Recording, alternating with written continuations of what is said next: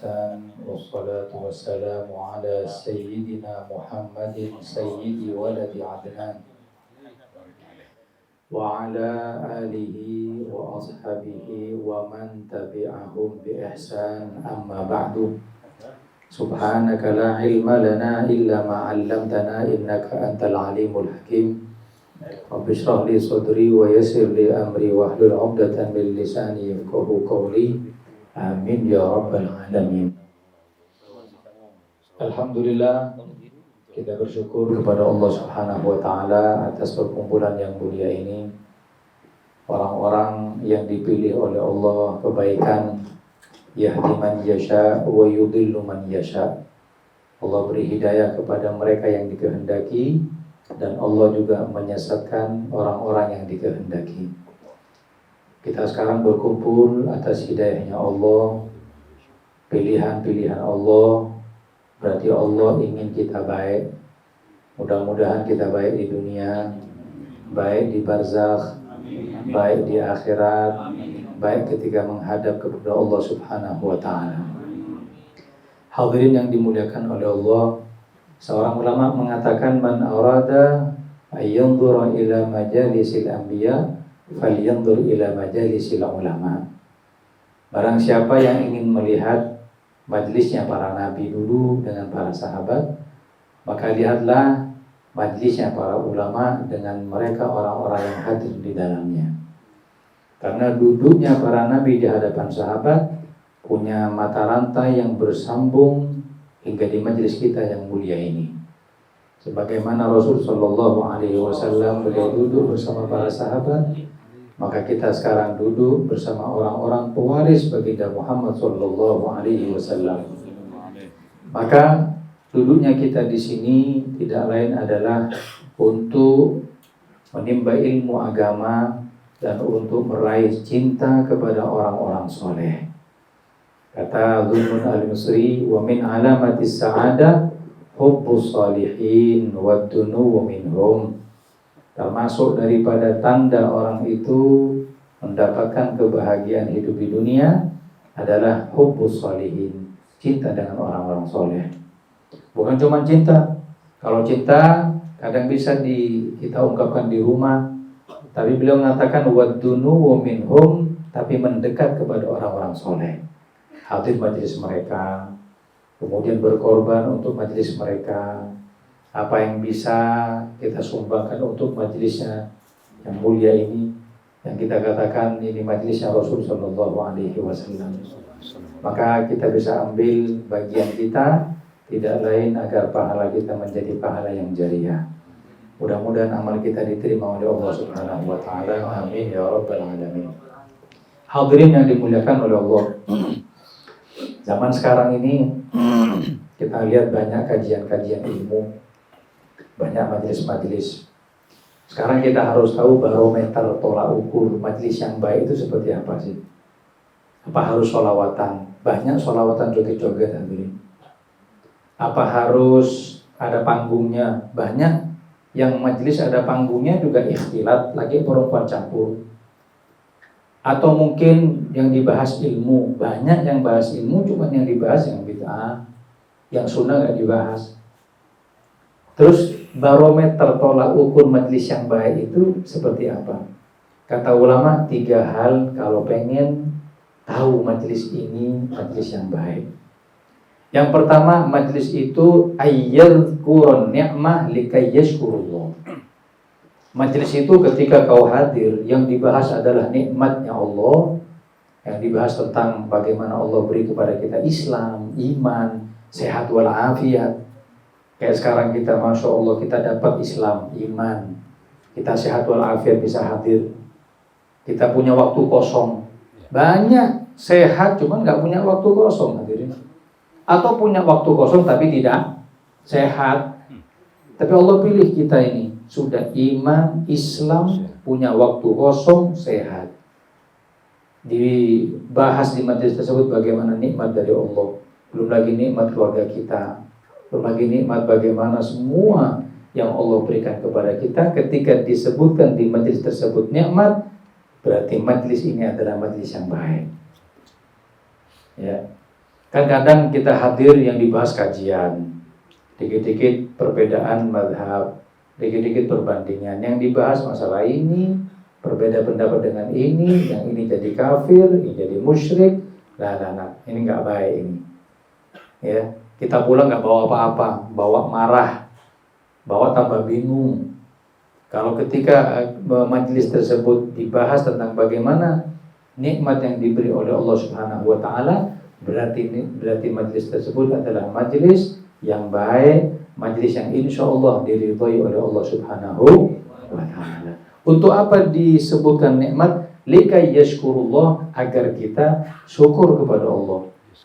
Bukan cuma nikmatnya majelis hadirin, disebutkan bistu nikmatnya kita dijadikan oleh Allah manusia. Bagaimana hebatnya manusia.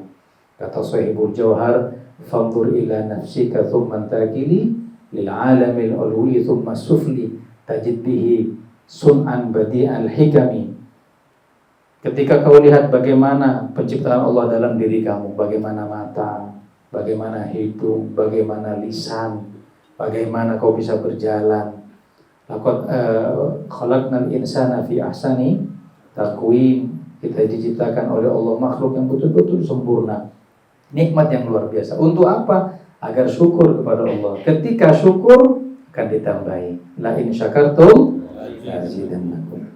Maka dari itu tanda pertama orang itu hadir ke majlis yang mulia, majlis yang benar adalah di dalam majlis tersebut disebutkan nikmat Allah agar kita bersyukur kepada Allah Subhanahu wa taala. Yang kedua, apa tanda majlis tersebut baik? Kata ulama, ayyadhkura dzamba likayyatuba ilallah. Di situ disebutkan bagaimana dosa, bagaimana sifat maksiat kepada Allah, sesuatu yang bisa i'rad anillah, berpaling dari Allah. Untuk apa? Biar dikembalikan ke jalannya Allah, biar bisa taubat. Kalau ada majelis semacam ini majelisnya baik. Jadi boleh kita ikut. Ketika di situ disebutkan bagaimana kisah orang-orang terdahulu yang taubat kepada Allah diterima oleh Allah. Bagaimana para nabi, sempat disebutkan dalam riwayat, dulu Nabi Nuh itu namanya bukan Nuh. Nuh itu artinya nahayanuhu, orang yang meratap, orang yang merintih. Karena beliau itu pernah melihat seekor anjing yang pincang terus kotor. Kemudian terbersit dalam hatinya, Masya Allah, ini anjing sudah hewan najis, pincang, kotor lagi. Ini masih belum terucap omongan, cuma terlintas di hati. Tapi karena itu keluar atau terbersit di hati seorang nabi, maka dianggap maksiat oleh Allah Subhanahu wa taala, dijadikan Nabi Nuh adalah orang yang berdosa. Taubat enggak diterima sampai 40 tahun. Akhirnya meratap, ya Rabb atuub ilaik. Ya Allah, aku taubat, ya Allah. Meratap sampai 40 tahun, fasummiya Nuhan. Maka diberi nama Nuh, orang yang meratap atas dosa yang pernah diperbuat. Allahumma Muhammad. Maka dari itu ketika disebutkan di majlis tersebut ada bagaimana seorang manusia berdosa, kemudian bagaimana kita bertobat kepada Allah, berarti majlis tersebut adalah majlis yang mulia. Adapun yang ketiga, kata ulama, ayyadhkura adawatash syaitan likayyatakhiduhu aduwan. Di majelis tersebut dibahas bagaimana permusuhan kita dengan setan, agar kita menjadikan setan itu musuh kita. Kadang kita musuhan sama setan itu cuma di sini hadirin. Tapi subhanallah masuk kamar udah setan jadi sohib sekarang. Kalau sudah depan orang, Masya Allah, setan kita laknat-laknat. Tapi ketika sendirian, Masya Allah, jadi sohib kari berarti. Makanya kita dikasih di majlis tadi itu, ingat hati-hati kalau takwa kepada Allah, sirran wa alaniyah. Kalau memang mau takwa, mau terang-terangan, mau sembunyi-sembunyi, takut kepada Allah. Ingat gak di kitab Akhlaqul Banin ada satu murid yang disayang sama gurunya lebih daripada murid yang lainnya. Murid yang lain iri, kenapa kok yang disayang cuma ini aja? Kami sama, ya, kami mondoknya sama, taklimnya sama, kenapa kok ini yang yumayyiz, yang membedakan dengan kami? Akhirnya sang guru mencoba. Kata si guru tadi itu, kalau begitu besok kalian saya kasih ayam satu-satu, kemudian disembelih di tempat yang tidak dilihat oleh siapapun. Sudah dari 20 orang tadi dikasih ayam satu-satu, kasih pisau. Sekarang terserah mau nyembelih gimana, tapi satu syarat, yang tidak terlihat oleh siapapun. Siap? Ada yang lari ke kamar mandi, disembelih kamar mandi. Ada yang di kandang, disembelih di kandang. Ada yang di kamar, disembelih di kamar. Ada yang di toko, disembelih di toko. Semuanya sembunyi-sembunyi. Terakhir ketika kembali ke guru tadi itu dengan hewan yang sudah disembelih, ayam disembelih tadi itu, maka datang murid yang unggul tadi itu, ayam yang belum disembelih. Tanya, ini semua sudah disembelih, ente kok belum? Katanya Galia, Syekh, wahai guru, anak nggak tahu mau nyembelih di mana. Kenapa? Karena di mana-mana Allah lihat saya. Jadi nggak bisa mau nyembelih di mana. Lah kata Syekh tadi itu, ini alasan saya mengunggulkan ini murid ini daripada kalian. Waalaikumsalam Muhammad. Untuk apa? Biar tahu Allah muraqabah dengan kita, Allah senantiasa mengawasi kita. Dengannya kita tahu musuh kita adalah setan, musuh kita yang menyesatkan selama ini adalah godaan setan yang senantiasa menggoda umat manusia. Hadirin yang dimuliakan oleh Allah Subhanahu wa taala, terakhir ada perkataan Ibnul Qayyim Al-Jauzi. Beliau mengatakan mujalasatus shalihin tuhawwiluka min sittatin ila sittah. Orang kalau duduk dengan orang-orang soleh, majelis soleh semacam ini, itu bisa memindah kalian dari 6 hal kepada 6 hal. Pokoknya orang hadir majelis nggak rugi hadirin. Saya tanya yang hadir rugi nggak? Nggak rugi. Meskipun nggak tahu nyumbang, tapi nggak rugi. Yang jelas kita ini hadir di sini minimal duduk. Kan nyindir barangkali mau nyumbang hadir. Nyindir apa nabrak? Nabrak dikit. Antum hadir di sini, hadir. Nah, nyambung nggak nyambung, ngantuk nggak ngantuk, ditulis oleh Allah duduknya lebih afdal daripada sholat 1000 rakaat. Kadang kita yang hadir nggak nyambung hadirin. Zahirnya di sini, hatinya di rumah. Zahirnya di sini, hatinya di toko. Tapi subhanallah nggak bedain. Teringat kalam Habib Ali Habsyi, beliau katakan majelis yang kami adakan ini seperti Nabi ketika perang Tabuk. Setiap orang itu bawa bekal beda-beda macam-macam. Ada yang bawa 1 karung, ada yang bawa 1 kresek, ada yang bawa 1 genggam. Terus dikumpulin, didoakan sama Nabi. Kemudian Nabi mengatakan ambil bekal kalian sendiri, ambil bekal kalian, terserah kalian. Maka semuanya mengambil dengan bekal yang sama. Kata Habib Ali, majelis semacam itu. Ada yang imannya seperti 1 karung, ada yang imannya seperti 1 kresek, ada imannya 1 genggam. Ketika masuk ke majelis diberkahi oleh Rasulullah SAW, pulang dengan iman yang semuanya penuh kepada Allah Subhanahu wa taala. Kata beliau Imam Ibnul Qayyim, beliau mengatakan mujalasatus shalihin tuhawwiluka min sittah ila sittah. Majelis orang-orang soleh memindah kalian dari 6 hal kepada 6 hal. Yang pertama, minasyakki ilal yaqin. Memindah dari keraguan menjadi yakin. Orang yang enggak taklim itu kadang ditanya hukum, katanya begini. Tapi kalau sudah taklim, Masya Allah, itu hukumnya haram. Kok tahu? Ustaz pernah nyampein begini. Ini bagaimana sih fadilah begini? Kayaknya nggak boleh, fadilahnya nggak seperti itu. Ragu ketika masuk ke majelis dapat ilmu, sekarang jadi yakin. Allahumma Muhammad. Yang kedua, wa minar riya ilal ikhlas. Memindah kalian yang awalnya datang untuk riya, sekarang pulang dalam keadaan ikhlas. Awalnya riya, beramal bukan karena Allah, pulang Masya Allah, ditimpa hati kita, dinasehati, pulang semuanya ikhlas karena Allah Subhanahu wa ta'ala. Yang ketiga, wa minal ghaflah ila dzikir. Majlis ini adalah majlis yang datang adalah orang yang lalai kepada Allah, pulang menjadi orang-orang yang ingat kepada Allah. Pulang Masya Allah, ceramahnya Habib Abdul Qadir masuk, anak catat, ini buat sangu, anak sampaikan kepada anak punya istri. Saya teringat di Batu Habib, ada 1 orang yang ya kita katakan preman bajingan Habib. Dia itu 1 kampung paling ditakuti. Tapi Masya Allah paling takut sama istrinya.